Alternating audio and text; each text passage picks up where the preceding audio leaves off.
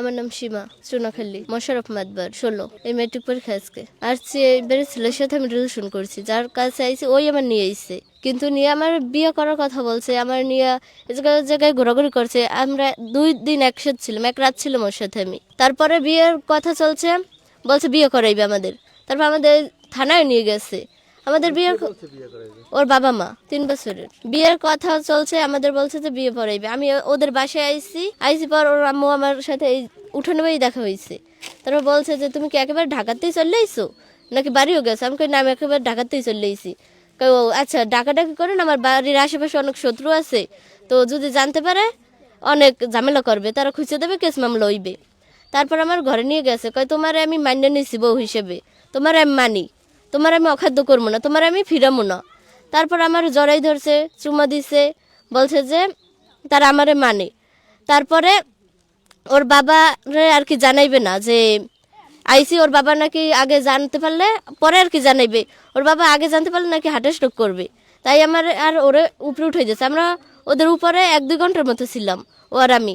তারপর বলতেছে যে আমাদের গোপনে আর কি বিয়ে পড়াইবে, কোর্ট কামিন করবে। তারপর আমাদের কইতেছে কোর্ট কামিন করবে, তো হ্যাঁ মেলা করছে। আমি বলতেছি আপনাদের সাথে তো আমি যাবো না, আমার আরও কেউ লাগবে আমার সাথে, আপনাদের কথাই তো আমি ঘর থেকে বের হবো না। তারপর বলছে যে ওর বন্ধু বান্ধব আছে, তাদেরকেও খবর দেবে।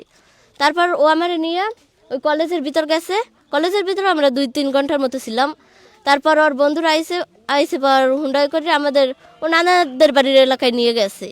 ওই জায়গায় একটা ভাঙা পোল আছে, ওই জায়গায় 2-2.5 ঘন্টার মতো ছিলাম। তারপরে ওর বাড়ি থেকে ফোন দিছে যে এখন একটা মেয়ে একটা ছেলে এত রাত করে কাজ অফিসে যাওয়ার দরকার নেই, বাড়ি আয়, আমরা বাড়ি বাইয়া আর কি কাজে ডেকে বিয়ে দেবে। তারপর আমাদের ঢাকা থেকে আমি বৃহস্পতিবার দিন আইছি, ছেলের সাথে ছিলাম 3 দিন। বাকি দিনগুলো আমার থানায় নিছে পর আমার এই ছেলের নাকি কাকা হয়, তার কাছে আমার আর কি মানে দত্তকের মতো দিছে, যে তারা হেফাজতে দিছে, কারণ আমার গার্ডিয়ান নাই, তাই চালান করে দেবে। তার নাম মনির পেদা। তারপরে তার বাসায় ছিলাম, কালকে আমার থানায় নিয়ে গেছিল। তারপর ওই জায়গা থেকে আমার বাড়ি পাঠিয়ে দিয়েছে, কিন্তু আমি বাড়ি থেকে আবার চলে এসেছি। তার কাছে আমি আমি 24 ঘন্টা টাইম দিচ্ছি, যদি তারা না মানে তা আমি ওদের বাড়ি বই আত্মহত্যা করবো। কারণ আমার ম্যানেজার তো সবই আমি ওরা দিয়ে দিছি না, আমার ম্যানেজার তো আর কিছু নেই। তো আমার এখন বেঁচে থাকাও যা মরে যাও, হয়তো আমি এই বাড়ি বাঁচবো নয়তো মরবো। এই বাড়ি আমার অনেকবার হয়েছে।